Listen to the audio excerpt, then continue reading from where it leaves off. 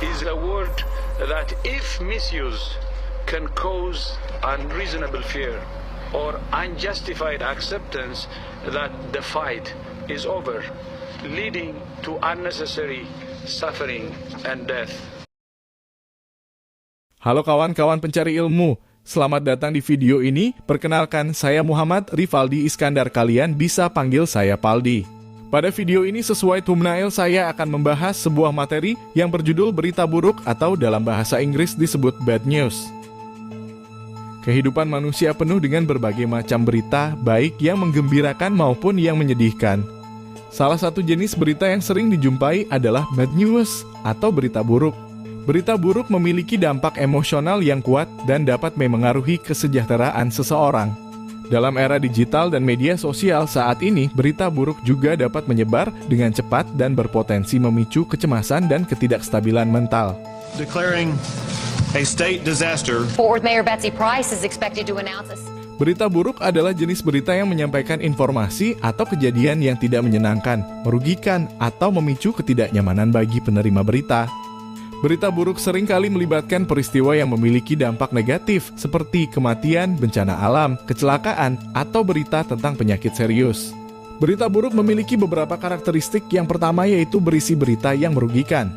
Kedua, memiliki unsur ketidakpastian. Yang ketiga, merupakan hal yang pastinya tidak diinginkan. Dan yang keempat, memberikan dampak emosional terhadap para penerima beritanya.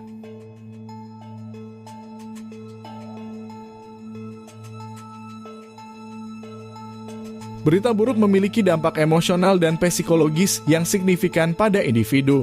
Reaksi emosional muncul setelah menerima berita buruk dapat beragam dan intensitasnya bervariasi tergantung pada faktor individu dan konteksnya. Adapun dampak yang biasanya dirasakan oleh penerima berita buruk ialah rasa kecemasan, kehilangan dan kesedihan, marah dan frustasi, hingga mengalami stres dan gangguan psikologis.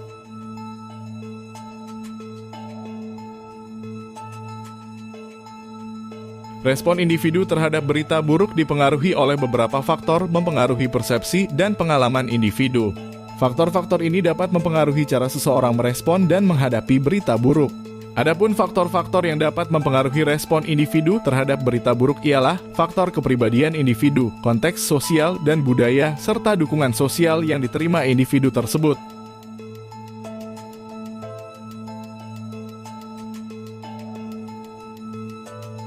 Menghadapi berita buruk membutuhkan strategi dan cara yang efektif untuk mengelola respon emosional dan psikologis. Adapun beberapa strategi yang bisa kita gunakan dalam menghadapi dan mengelola berita buruk yaitu: yang pertama, menggunakan komunikasi yang jelas dan empatik dalam menyampaikan berita buruk. Kedua, mengembangkan ketahanan mental individu dalam menghadapi berita buruk. Ketiga, mengadopsi pendekatan kognitif yang positif dan mengubah pola pikir negatif dapat membantu mengelola emosi yang timbul akibat berita buruk.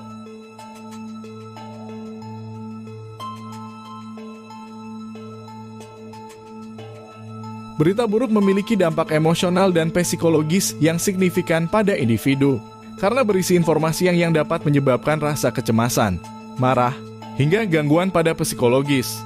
Oleh karena itu dibutuhkan strategi yang efektif dalam mengelola emosi saat menerima suatu berita buruk. Adapun contoh berita buruk terkenal yang pernah terjadi di antara yaitu kasus menyebarnya COVID-19 atau coronavirus yang menyebabkan terjadinya kebijakan lockdown di mana-mana.